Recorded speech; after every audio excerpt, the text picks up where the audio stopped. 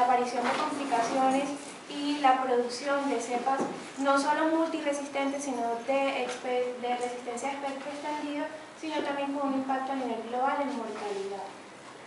Bien, entonces, a propósito de esto, traemos un caso de una mujer de 29 años proveniente de Cartagena. Ella consultaba por tos con sangre, tenía un cuadro clínico de 45 días de evolución caracterizado por tos productiva inicialmente con expectoración verdosa que posteriormente fue evolucionando hemoptoica.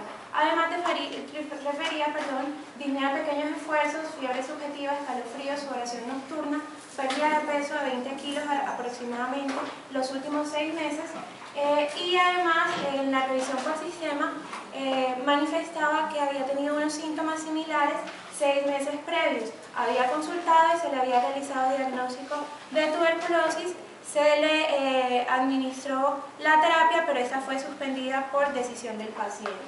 Dentro del examen físico, bueno, dentro de los antecedentes, pues la tuberculosis también los 6 meses previos y anteriormente también decía que había presentado diagnóstico de tuberculosis en el 2008. Para este episodio se le había tratado farmacológicamente, logró cumplir 20 dosis solamente, en el último solo 13 dosis en el 2009. Tóxicos pues de tabaquismo frecuente, licor, sustancias psicoactivas, negaba otra clase de antecedentes. En el examen físico encontramos una paciente en regulares condiciones generales con un índice de masa corporal bastante disminuido, tendencia a la taquipnea. Encontramos entonces una paciente sin adenopatías cervicales. En el tórax, en la auscultación, pues la paciente tenía tirajes intercostales, crépitos apicales que eran de predominio derecho y sibilantes respiratorios ocasionales. No encontramos ninguna, pues, aparte de los síntomas constitucionales, ningún otro hallazgo de importancia. Pedimos entonces algunos paraclínicos. Aquí encontramos entonces una leucocitosis con una anemia hipocrónica microcítica. Encontramos una hipoaluminemia, le hicimos ELISA para VIH a los antecedentes que tenía, fue negativo, gases arteriales que manifestaron una acidosis metabólica y el resto de exámenes fueron normales. Se pidió vaciloscopia, la cual fue positiva en las tres muestras. Esa fue la radiografía de tórax, donde se muestran múltiples cavitaciones en ambos campos pulmonares, la mayor en los campos derechos con imágenes cicatrizales, y vemos que hay un predominio, bueno, eso no fue perdón en base, sino más que todo apical. Entonces hace una impresión diagnóstica de tuberculosis pulmonar con sospecha de multiresistencia dado los antecedentes de tratamiento previo del paciente y con la recurrencia pues, del cuadro pulmonar. Una probable neumonía asociada y una desnutrición proteico-calórica severa. Se comienza entonces el tratamiento para la tuberculosis, sin embargo, dado el antecedente del tratamiento previo, se solicitan pruebas de sensibilidad, las cuales llegan 45 días después de haber iniciado el tratamiento y vemos que muestra un patrón de resistencia a isoniazida y rifampicina, lo que nos define una multiresistencia. Entonces se cambió el esquema de tratamiento convencional por el cambutol, estreptomicina, piracinamida y etrionamida, todo esto ajustado al peso, y se adicionó la ciprofloxacina mientras se tramitaba la moxifloxacina con su EPS. Actualmente el paciente siguió con el tratamiento. Este fue un tratamiento estrictamente supervisado inicialmente en el hospital. Otra vez está ingresado, está hospitalizado en el hospital universitario debido a otros síntomas. Al parecer tiene ahora sí una neumonía asociada y sigue pues en su tratamiento. No ha tenido hasta el momento ninguna otra manifestación.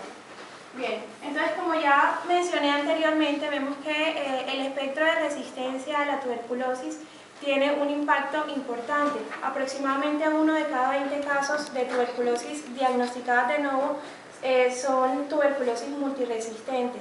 Y esta resistencia, más que a patrones genéticos, a susceptibilidad genética, que posiblemente sí juega un papel muy importante contribuyendo a la susceptibilidad de la resistencia, se ha identificado que corresponde mucho más a los tratamientos previos que hayan tenido los pacientes y que esto aumenta linealmente con el tiempo de tratamiento que haya tenido, incluso más que otras infecciones que tenga u otras comorbilidades como la correspondiente al VIH. Entonces vemos que la isoniazida y la rifampicina corresponden o constituyen el pilar de tratamiento, la piedra angular. Sin embargo, esta resistencia resistencia que se da a través de mutaciones genéticas, mutaciones genéticas individuales, vemos que se da una tasa de 10 a la 6 para la isoniazida y 10 a la 8 para la rifampicina. Por lo tanto, pues si bien sustenta el tratamiento que nosotros inicialmente otorgamos u ofrecemos a los pacientes, vemos que ya la resistencia conjunta que se da por estas resistencias individuales alcanza más o menos un patrón de 10 a la 14, o sea, sumado a las dos resistencias individuales. Pero como les mencioné, esto ha aumentado bastante, casi linealmente con el tiempo de tratamiento, haciendo la resistencia mucho más frecuente. Bien. Entonces estos son algunos genes implicados en la aparición de la resistencia a cada uno de los fármacos. ¿Qué es lo que hace o en qué nos dificulta cuando aparece la multiresistencia o la resistencia a rifampicina y isoniazida?